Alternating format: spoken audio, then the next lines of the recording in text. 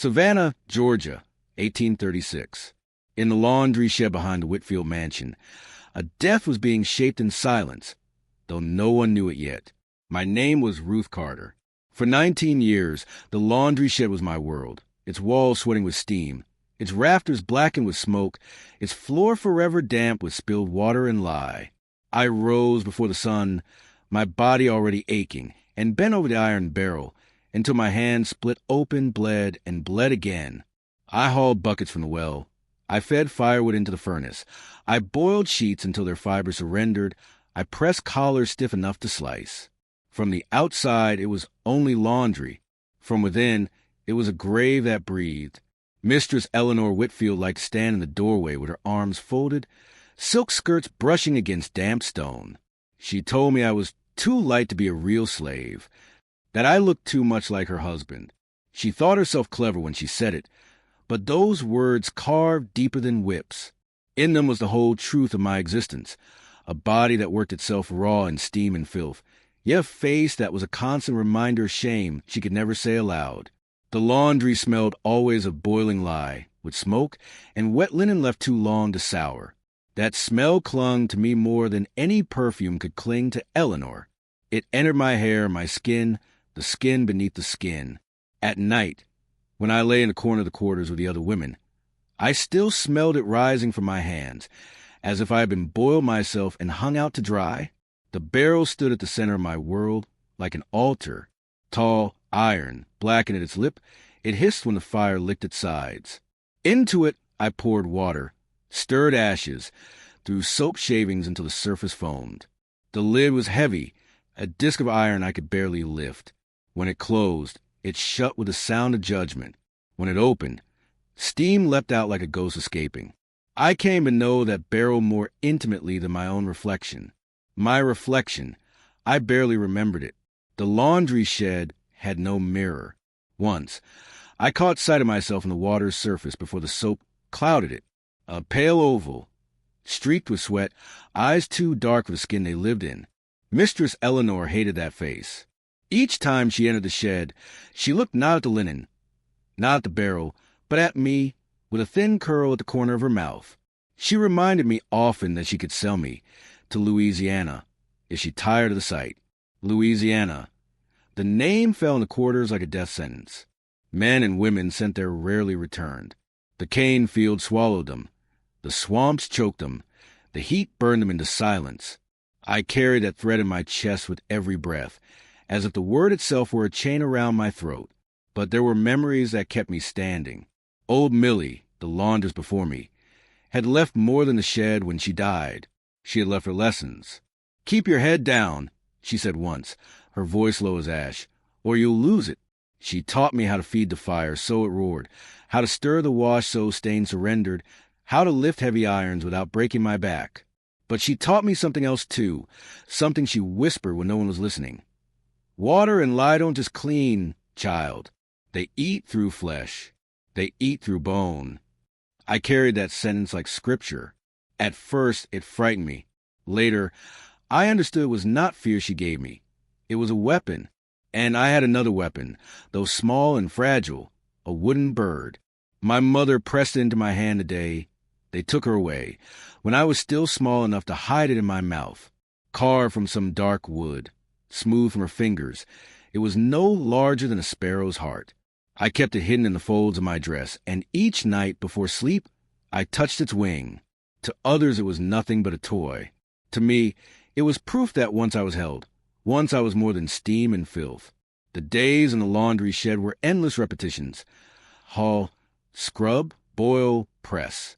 The air inside never cooled. In summer it suffocated. In winter it bit, but the steam still clung like second skin. My arms burned from hauling, my back bent from lifting, my chest rasped from smoke. Eleanor's voice sliced through the steam like a whip. "Creases! Creases, girl, do you call this press?" And always the threat. "I'll sell you. Louisiana. Remember that." But a day came when the threats no longer soaked into me like lye into linen. A day came when I realized I was not a stain to be scrubbed out. I was the burn that stayed, the mark that even boiling water could not erase. Savannah, Georgia, 1836.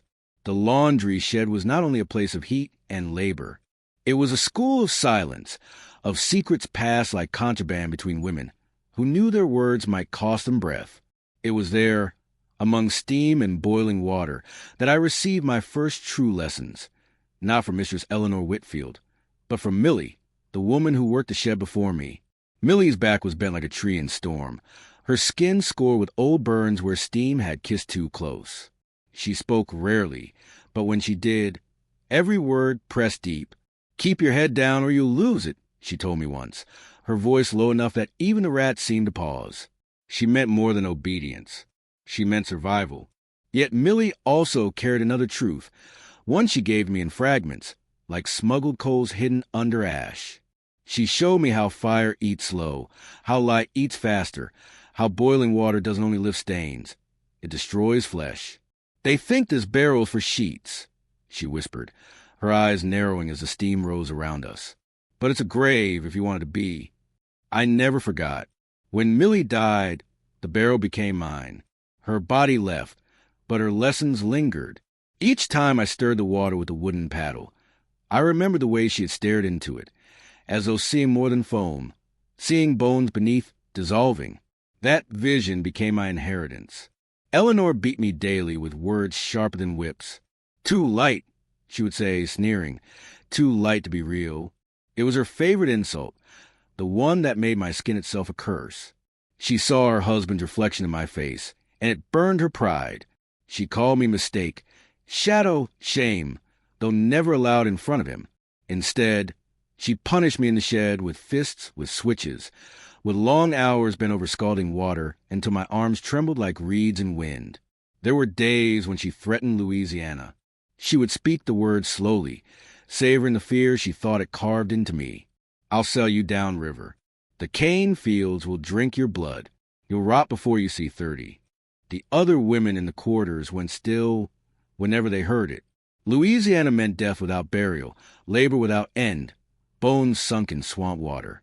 But each time she said it, I grew quieter. Each time, I gripped the hidden bird in my pocket until its carved wing cut into my palm. The bird, my mother's last gift.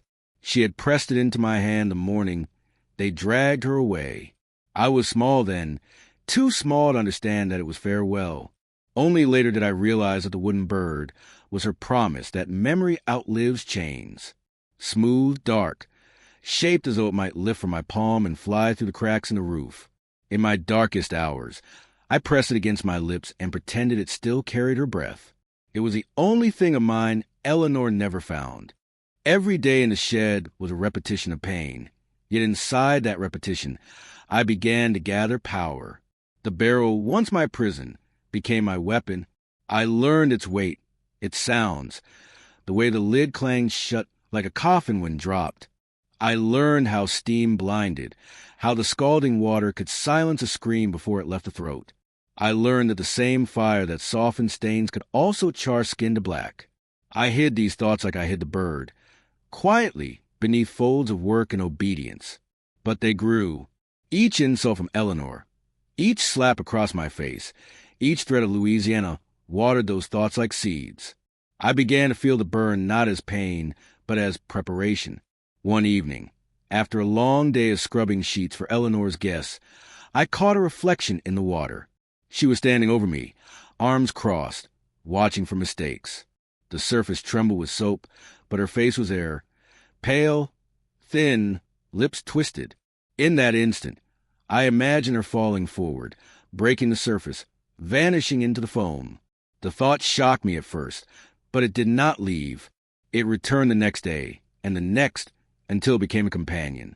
I understood then. I was not a stain to be scrubbed away. I was the burn that would stay. At night in the quarters, I lay awake listening to the others breathe. Some moaned in sleep, others muttered prayers, others clutched their children. I clutched my bird. I whispered to it, though no sound passed my lips, I will not die in steam. I will not die in Louisiana. I will not die in silence. Outside, the wind rattled the shutters. Sometimes it carried voices, the whispers of those long gone, carried from fields and swamps.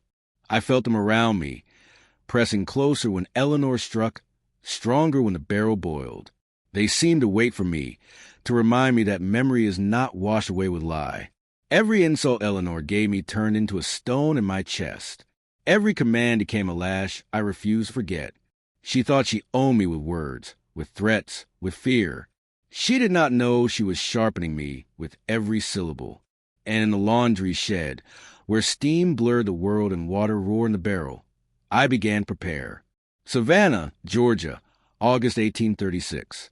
The air hung heavy as damp cloth, swollen with heat that pressed against the lungs and stung the eyes.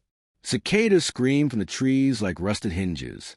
The earth itself seemed to sweat, and inside the laundry shed, the fire roared beneath the iron barrel. Drinking wood faster than I could feed it. Steam curled upward in thick, choking clouds, settling into my hair, my clothes, my very skin. That morning Eleanor Whitfield had been more restless than usual. She was preparing for guests, ladies from the neighboring plantations, men whose shoes glistened like mirrors. Every curtain had been beaten free of dust, every goblet polished. The linens, of course, had to gleam white as bone. She stormed into shed in her pale dress, silk clinging to her arms despite the heat, and snapped, "These sheets had better shine, Ruth. Do you hear me? Not a crease, not a spot where you'll find yourself chained for the auction." She leaned over the barrel to inspect a bundle of cloth I had just drawn out, dripping, steaming. The foam clung to her fingers as she pinched a corner and wrinkled her nose. That was when I saw it. The angle of her neck, the weight of her body leaning over the iron rim, the steam rising like a veil between us. My hand tightened on the paddle. My breath slowed. For 19 years I had been beneath her words, her slaps, her threats of Louisiana. For 19 years I had hauled water until my shoulders cracked, pressed irons until my palms blistered. For 19 years I had lived in silence, keeping my head down, just as Millie once warned. But silence is not endless. Silence gathers weight until it bursts. That day it burst inside me. The barrel roared like an open throat. Its lid lay on the ground beside me, heavy, black with soot. I lifted it, feeling the strain in my arms, and with all the strength that pain had carved into me, I shoved Eleanor forward. She had no time to scream before the steam swallowed her face. Only a muffled cry broke the air as she plunged headfirst into the boiling water. The sound was not like drowning. It was sharper, a hiss of flesh meeting scalding heat, a splash that struck the walls. She flailed, her arms striking the rim, her nails raking against the iron. For a moment she rose, gasping, eyes wide with terror, but I bore down on the lid, pressing against her back, holding her beneath. Her body thrashed against the barrel, sending waves of water spilling over, burning my arms. I did not move. For the first time in 19 years, my hands were stronger than her commands. My grip did not falter. The smell filled the shed, soap, lye, and something else, something sour and metallic, the stench of skin seared alive. Time broke apart. I did not know if it lasted a minute or an hour. I only know that her struggles weakened, her body growing heavier, her fists striking less until at last there was no sound but the roar of the fire and the hiss of steam. I pressed harder, trembling, until I was certain. Then I released the lid. Her body did not rise. It slipped beneath the foam, swallowed whole by the boiling water. Only her hair, pale and stringy, floated for a moment before dissolving into the froth. I stood back, my chest heaving, my arms blistered red. Around me, the shed was silent, but for the crackling wood beneath the barrel. The steam had grown so thick I could not see the walls.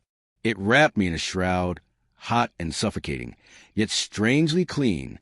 For 19 years, steam had been my prison. That day, it became my veil of escape. I thought of Millie's words, "Water and lye eat through flesh and bone." She had spoken truth. Already the foam began to change, growing darker, heavier. The smell of linen was gone, replaced by the scent of something final. I watched, unmoving, as the water rolled, as if erasing her body the way it erased stains. Somewhere beyond the shed, a bell rang. Carriages rattled up the Whitfield Drive. Voices carried, laughter, greetings, the rustle of skirts. No one thought to look in the laundry. No one thought to wonder where Eleanor had gone. They assumed she was dressing, preparing to host. I smiled, my first true smile in years, because I knew she would never host again. I wiped the sweat from my brow, though it was not only sweat. My arms trembled, not from labor, but from release. For 19 years, I had lived bent beneath her shadow. In that moment, I stood taller than I ever had, though no one saw it. The bird in my pocket pressed against my thigh. My mother's gift.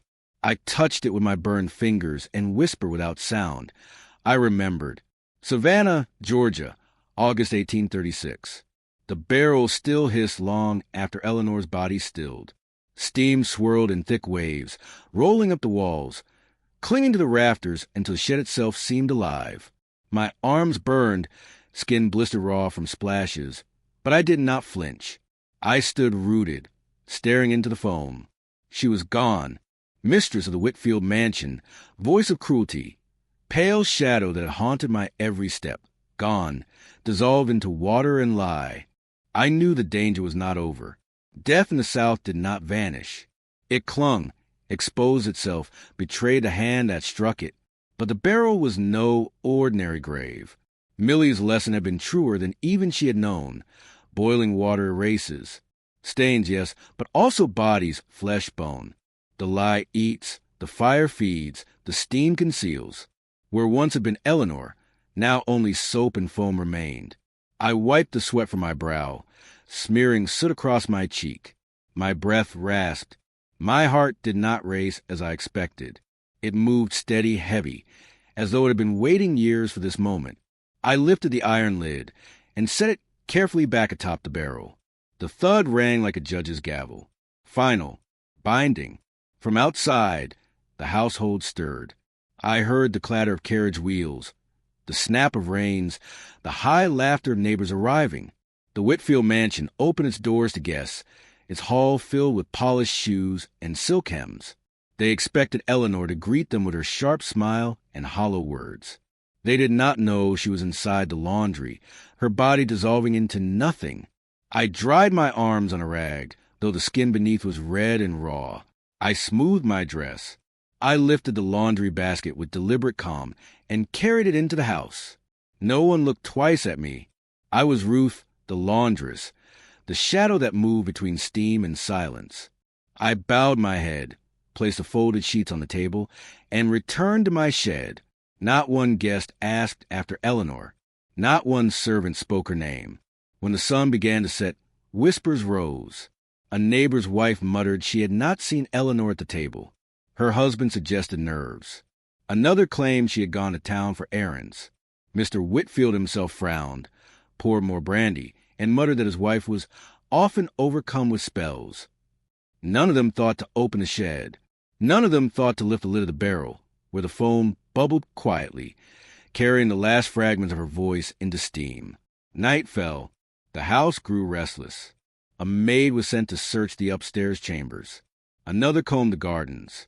By lantern light, they called Eleanor's name across the Whitfield grounds, their voices thin against the thick August air. But the night returned only the hum of insects, the rustle of trees. I sat in the corner of the shed, silent, watching the barrel. The fire beneath it burned low, embers glowing faint like dying eyes. The steam thinned, drifting toward the roof beams. I thought of the years Eleanor had struck me, the time she had threatened to send me south. I thought her eyes the last moment she rose above the foam, wild, desperate, human for first and last time. I thought of how quickly the water swallowed her. Her absence spread like a stain through the mansion. Guests left uneasy, whispering of abduction, of madness. Mr. Whitfield cursed loudly in the hall, swore to send riders to the city. Neighbors nodded gravely, speaking of bandits on the road, of runaway slaves turned violent. None of them thought to accuse me. None of them looked at the laundress, who carried folded linen with blistered arms. I returned to the quarters after midnight. The others stirred as I entered, some lifting their heads, others too weary to rise. I lay on my thin straw mat and clutched the wooden bird hidden in my dress. Its wing pressed against my palm, sharper now, as if it had grown a beak. as if it too had tasted blood. I whispered soundless words. She is gone. I remain. In the days that followed, the mansion grew thick with rumor. Eleanor's name was spoken with hesitation, like a curse. Some said she had run from her husband. Others swore she had been taken by spirits. The neighbors pitted, speculated, laughed behind gloved hands. Mr. Whitfield searched Savannah, questioned merchants, bribed ferrymen. His rage grew, but his answers did not. No one came to the laundry shed. No one dared lift the lid. By the third day, the fire beneath the barrel had burned itself cold. I cleaned it as I always had, scraped away the lye, poured fresh water. Nothing remained of her but steam that had long since fled into the sky. I became invisible again. The household, desperate for order, turned to routine. Sheets still needed pressing. Dresses still needed washing. Guests still demanded beds smooth and white. I worked as before, though my hands now moved lighter, freer. The others noticed but did not speak. In their glances I saw questions and perhaps recognition, but silence was our only shield. One evening, while folding linen, I caught sight of myself in the polished brass of an iron. My face stared back, burned weary scar by steam, but different.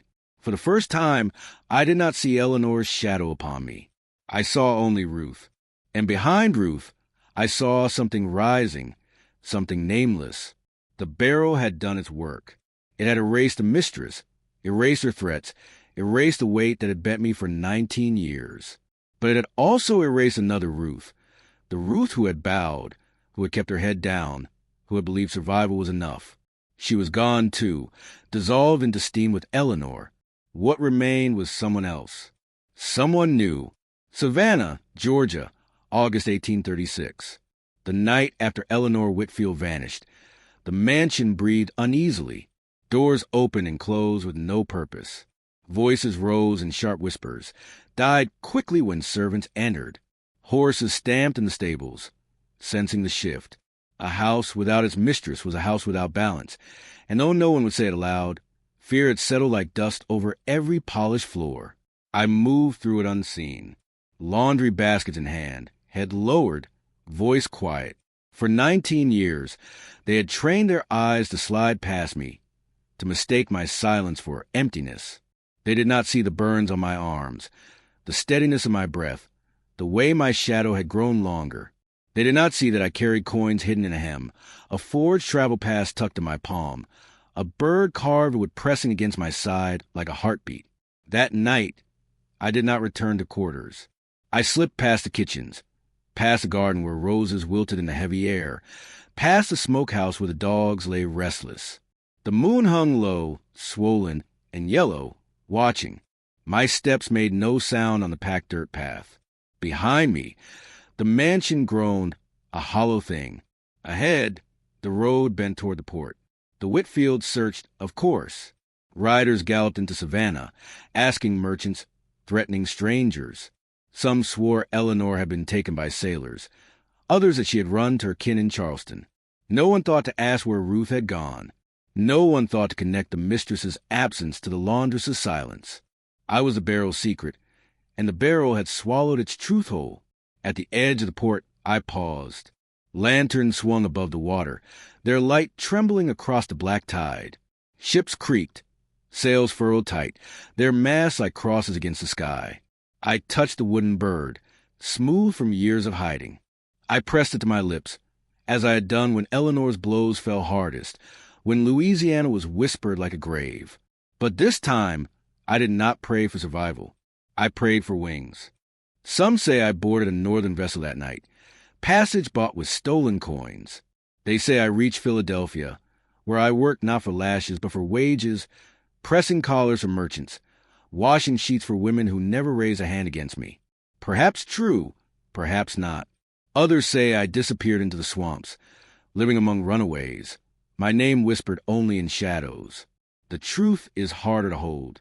I walked out of Savannah, but the Ruth who bent beneath Eleanor's shadow did not walk with me. She drowned in the barrel, burned in steam, dissolved in lie. The woman who walked toward the port was someone new, someone without chains inside her chest. I remembered Millie's words. Keep your head down, or you'll lose it. I had kept it down too long. When I lifted it, I saw not a world of masters and threats, but a path that stretched wide and dark, waiting. The Whitfield name would fade. Their ledgers would crumble, their linens rot, their house fall to dust. But the memory of a laundress who pressed a mistress into boiling water, memory clings. It passes between hands, whispering quarters, carried north by fugitives, south by traders, across oceans by storms. It changes, grows, but it endures. I am Ruth Carter. My life began in steam, in silence, in filth. It ended the night I pressed a lid down and did not let go. From that moment, I belonged not to chains, not to Louisiana, not to Eleanor. I belonged to myself. The barrel drowned more than Mistress. It drowned humiliation. It drowned silence. And in its steam rose something stronger than any name written in ledgers, memory.